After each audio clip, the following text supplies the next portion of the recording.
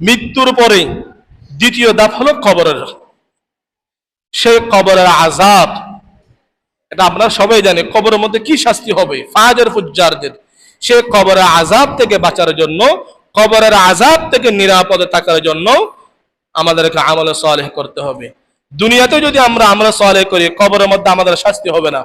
সূরাত হামিম সাজদা এর 30 থেকে 32 নম্বর আয়াত আল্লাহ বলেন, ইন্নাল্লাযীনা ক্বালু রাব্বুনাল্লাহ ইন্নাল্লাযীনা ক্বালু রাব্বুনাল্লাহু সুম্মা ইসতাকামু তাতানাজ্জালু আলাইহিমুল মালাঈকাতু আল্লা তাখাফু ওয়া লা তাহজানু। আল্লাহ রাব্বুল আলামিন বলেন, ইন্নাল্লাযীনা ক্বালু, দুনিয়াতে যারা এই কথার সাক্ষ্য দিল, আমান্না, আমরা ঈমান আনলাম, সুম্মা ইসতাকামু, ঈমান আনার পরে ঈমানের উপর তারা অটল ছিল, যতই বাধা আসুক না কেন তারা কোনো বাধা উপেক্ষা না করে সঠিক ইসলামের উপর তারা অটল ছিল। এরকম ব্যক্তি যখন মৃত্যু শয্যায় হবে, তাতানাজ্জালু আলাইহিমুল মালাঈকা, আসমান থেকে রহমতের ফেরেশতা অবতীর্ণ হয়ে বলবে, আল্লাহ তাখাফু ওয়া লা তাহজানু, আল্লাহ তাখাফু, পরকালীন জীবনের জন্য তুমি ভয় করিও না, আর যা কিছু পরিবারের মধ্যে রেখে যাইতেছো দুনিয়ায়, ওয়ালা তাহজানু, তার জন্য তোমাকে দুশ্চিন্তাও করতে হবে না। নাহনু আউলিয়াউকুম ফিল হায়াতিদ দুনিয়া ওয়া ফিল আখিরাহ, আমি আল্লাহ, আল্লাহ বলতেছেন আমি দুনিয়াতেও তোমার অভিভাবক, পরকালীন জীবনেও মুমিনের অভিভাবক। আল্লাহ তাখাফু, খবরের জীবন নিয়ে তোমাকে আতঙ্কের মধ্যে থাকতে হবে না। হযরত বারা ইবনে আযিব রাদিয়াল্লাহু তাআলা আনহু বলেন, এটাও আবু দাউদ শরীফের হাদিস, ক্বালা রাসূলুল্লাহ সাল্লাল্লাহু আলাইহি ওয়াসাল্লাম, ইযা বুযিআল মাইয়িতু আলা কবরিহি ইয়াতিহি মালাকানি, একজন মুমিনকে যখন কবরের মধ্যে রাখা হয়, দুইজন ফেরেশতা আসেন, ইয়াকুলু লিআহাদিহিমা আল মুনকার ওয়াল আখারু আন নাকির, একজনকে বলা হয় মুনকার, আরেকজনকে বলা হয় নকির। তারা এসে কোথায় বসে? মৃত ব্যক্তির পাশে বসে। তাদের আকৃতি নিয়ে এখানে আলোচনা হয়েছে, কিরকম হবে তারা। মুমিন বান্দার পাশে বসে বলবে, মার রাব্বুকা, প্রথম প্রশ্ন, তোমার রব কে? ফায়াকুলু রাব্বি আল্লাহ, যদি মুমিন হয়, সেই যদি সত্যিকার নির্ভেজাল ঈমান যদি অন্তরে লালন করে, কবরে গিয়েও সে সঠিক উত্তর দিবে, রব্বি আল্লাহ, আমার রব কে? তা আওয়াজ করে বলেন, কে রে? আল্লাহ। এরপরে ফেরেশতা জিজ্ঞাসা করবে, ওয়ামা দীনুকা, তোমার ধর্ম কি ছিল? তুমি কোন ধর্মের অনুসারী ছিলাম? ফায়াকুলু দীনিয়াল ইসলাম, আমার ধর্ম কি ছিল? ইসলাম।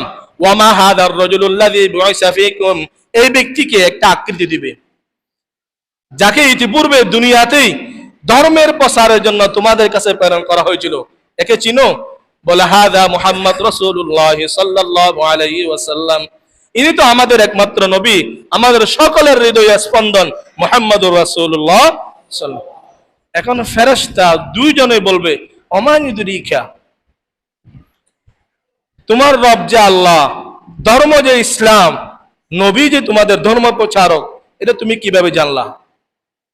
ফায়াকুলু ক্বারাতু কিতাবাল্লাহি, আমি পৃথিবীতে নিয়মিত কোরআনুল কারীম তিলাওয়াত করতাম, আমি নিয়মিত কোরআন তিলাওয়াত করতাম, কোরআন পড়েছি, কোরআন নিয়ে আমি রিসার্চ করছি, গবেষণা করেছি। ফাসাদদাকতু বিহি ওয়া আমানতু, আমি কোরআন বিশ্বাস করলাম এবং কোরআনের উপর ঈমান আনলাম। কোরআন আমাকে বলছে আমার আপনার রব আল্লাহ, আমাদের ধর্ম একমাত্র ধর্ম ইসলাম ধর্ম, আর যিনি এই ইসলাম ধর্ম নিয়ে শেষ দিনে এসেছিলেন তার নাম হলো মুহাম্মদুর রাসূলুল্লাহ। তখন আসমান থেকে ফায়ুনাদি মুনাদিন, একজন আওয়াজ দিবে, আন সাদাকা আবদি, আমার বান্দা সত্য বলছে। ফাফরিশুহু মিনাল জান্নাহ ওয়া আলবিসুহু মিনাল জান্নাহ, হে ফেরেশতাগণ, আমার এই বান্দা সারা জীবন কষ্ট করে জালেমের জুলুম সহ্য করে ঈমান থেকে বাহির হই নাই, আমার বান্দা, আমার মুমিন বান্দা উত্তর সঠিক দিয়েছে, অতএব দুনিয়ার এই অল্প দামের পোশাক পরে আমার বান্দা কবরে থাকবে, এটা আমি আল্লাহ বরদাস্ত করতে পারবো না।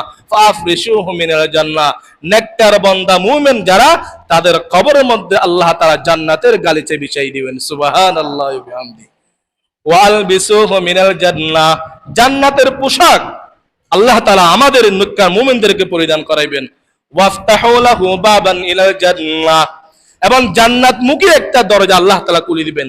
অন্য রাওয়ায়াতের মধ্যে আছে ওয়ায়ুফসাহু লাহু সাবউনা যিরা, কবর কিন্তু আর 3.5 হাত থাকবে না, 3.5 হাত থাকবে না, সাবউনা যিরা, মুমিনের কবরকে আল্লাহ তাআলা 70 গজ প্রশস্ত করে দিবেন। কয় গজ? বলুন, এত বিশাল ঘর যদি লাইট না থাকে, ওয়ায়ুনাওয়ারু লাহু, সেখানে আল্লাহ তাআলা জান্নাতের বল ফিট করে দিবেন, কোনো ভয় নাই, জান্নাতি মানুষের কোনো ভয় নাই। ইউনাওয়ারু লাহু, সে কবরকে আলোকিত করা হবে, তার কবরের মধ্যে কোনো ভয় থাকবে না। এতদিন কিয়ামত হবে কখন? এতদিন পর্যন্ত সেই জায়গায় জেগে জেগে বসে থাকবে।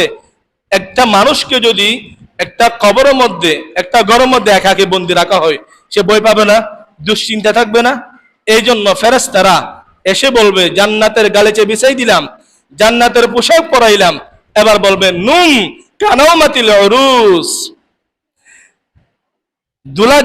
দুলহান যেমন বিবাহের দিন যেরকম ঘুমায় আরাম বিছানায়, তুমিও এখানে শুয়ে পড়ো, ঘুমাও, তোমাকে কেউ ডাকবে না। লা ইউকিজুহু, সেই মুমিন ঘুমন্ত ব্যক্তিকে ঘুম থেকে কেউ জাগ্রত করবে না। কিয়ামতের দিন আল্লাহ তাআলা তাকে ঘুম থেকে জাগ্রত করবেন। এরকম ঘুম খেলে হুজুর কষ্ট হবে না এরকম লম্বা সময় ঘুমাইলে? আপনাদের বলেছিলাম আসহাবে কাহাফ কত বছর ঘুমাইছিল, কষ্ট হয়েছে? মুমিন ব্যক্তি যদি আমরা এখানে না আমল সালেহ করি, না আমল করি, তাহলে চিরস্থায়ী জীবনের প্রথম ধাপও আমরা নিরাপদে পার করতে পারবো, দ্বিতীয় ধাপ কবরের জীবনেও আমরা নিরাপদ সে সময়টা কাটাইতে পারবো। আল্লাহ তাআলা আমাদের এখন থেকেই সবগুলো কাজ নবীর আদর্শ মতো করার তৌফিক দান করুন, সবাই বলে আমিন।